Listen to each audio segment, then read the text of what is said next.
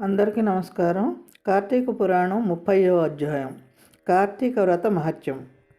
సౌనకాది మహామునులంతా సూత మహర్షి చెప్పిన పవిత్రమైన శ్రీమన్నారాయణుని మహత్యం విని కార్తీక వ్రత మహత్యం వినాలని ఆసక్తితో, ఓ మహాత్మ, మేము కార్తీక వ్రత మహిమకు వినకోరుచున్నాము.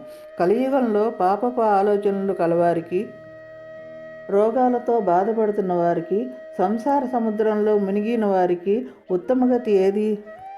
అన్ని ధర్మములకల్లా మోక్ష సాధనమైన ముఖ్య ధర్మం ఏది? ఎక్కువ ఫలాన్ని ఎవరు ఇస్తారు? ఏమి చేయటం వల్ల చెడు కోరికలు తొలగిపోతాయి? సులభంగా ఉత్తమగతి ఏ విధంగా లభిస్తుంది చెప్పమని వేడుకుంటున్నారు. ఇంకా, ఓ మునితిలకమా, కలియుగమందు ప్రజలు అరిషడ్వర్గములకు దాసులై అత్యాచార పరులై జీవించుతున్నారు. వారికిని ప్రతిక్షణము మృత్యువు వెంబడించుతున్న మానవులకు సులభముగా మోక్షము పొందగల ఉపాయమేమి? మా ఈ సంశయములను తీర్చమని కోరిరి. అప్పుడు సూత మహర్షి, ఓ మునివర్యులారా, మీరు చాలా మంచి విషయం అడిగారు. మాధవుని చరిత్ర చెప్పమంటున్నారు. మానవ శ్రేయస్సును కోరి మీరడిగిన ప్రశ్నలు ఉదాత్తాలు. ఈ ప్రశ్నల వల్ల మీకు ఎంత మేలు కలుగుతుందో అంత ఫలితాన్ని ఈ కార్తీక మహోత్సవం విన్నవారు, విని ఆచరించిన వారు కూడా పొందుతారు. సకల శాస్త్రాలు అధ్యయనం చేసిన ఓ ఋషులారా, వేదంలో చెప్పబడిన కార్తీక ఫలం వినండి. శ్రీ మహావిష్ణువుకు ఇష్టం కలిగించేది, ఉత్తమమైనది అయిన కార్తీక వ్రతాన్ని గూర్చి చెప్తాను. శ్రద్ధగా ఆలకింపుడు. దానిని గురించి చాలా వివరంగా చెప్పబడినది. అదంతా నేను వర్ణించలేను కానీ క్లుప్తంగా చెబుతాను. ఎవరైతే విష్ణు చరిత్రని వినగోరుతారో వారు సంసార సాగరం నుండి తప్పించుకుంటారు.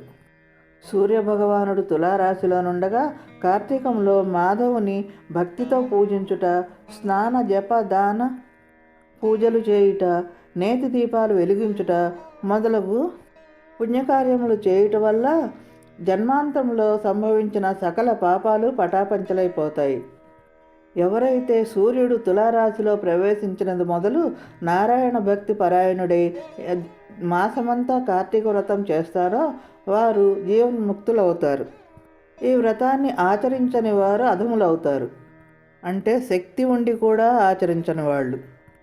కార్తీక మాసం ప్రారంభం కాగానే కావేరీ నది స్నానం చేసిన వారు దేవతలచే పొగడబడుతూ ఉండగా వైకుంఠాన్ని చేరుతారు. ఏ నదిలో స్నానం ఆచరించినను ఈ ఫలం దక్కుతుంది. నెలలన్నింటిలోనూ కార్తీక మాసం అత్యుత్తమం. వ్రతాలన్నిటికెల్లా కార్తీక వ్రతం గొప్పది.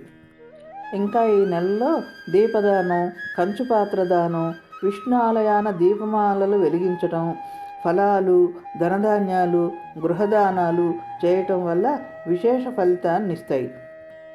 ధనిక, దరిద్ర, కుల, మత భేదాలు లేకుండా ప్రతి ఒక్కరూ విష్ణువుకు ప్రియమైనది అయిన కార్తీక వ్రతం వింటే అధిక పుణ్యం కలుగుతుంది.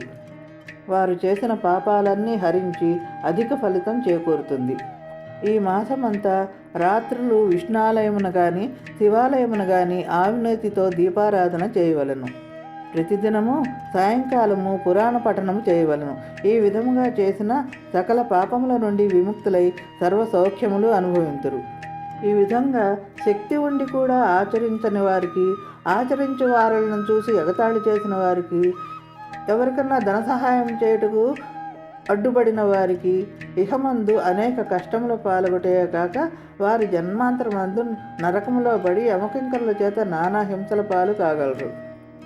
విన్నారుగా కార్తీక మాసము, కార్తీక వ్రత మహత్యము ఎంత గొప్పదో. ఈ కథను చదివిన వారికి, వినిన వారికి శ్రీమన్నారాయణుడు సకల ఐశ్వర్యములు ఇచ్చి వైకుంఠ ప్రాప్తి కలుగజేయును. ఓం మంగళం ఓంకార మంగళం. ఓం నమః శివాయ శివాయ మంగళం. ఓం నమః శివాయ మంగళం. నా మంగళం నకార మంగళం. నాదబిందు కళాతీత దేవమంగళం. మహాదేవమంగళం. మా మంగళం మకార మంగళం. మహాదేవదయా సింధు ఈశమంగళం. పరమేశమంగళం. సీతామంగళం. శికారమంగళం.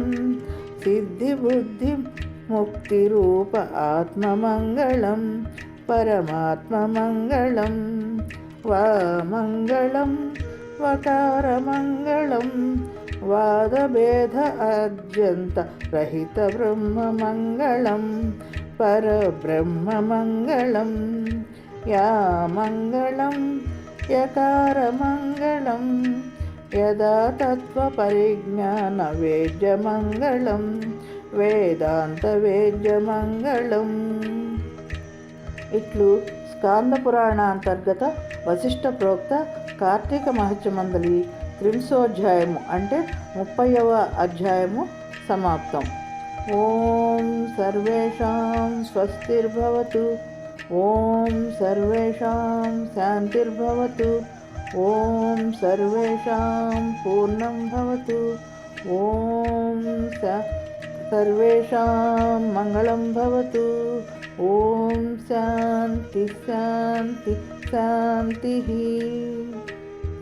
ఓం పూర్ణమదః పూర్ణమిదం పూర్ణాత్ పూర్ణముదచ్యతే పూర్ణస్య పూర్ణమాదాయ పూర్ణమేవావశిష్యతే. ఓం శాంతి శాంతి శాంతి. హరి ఓం. శ్రీ గురుభ్యో నమః.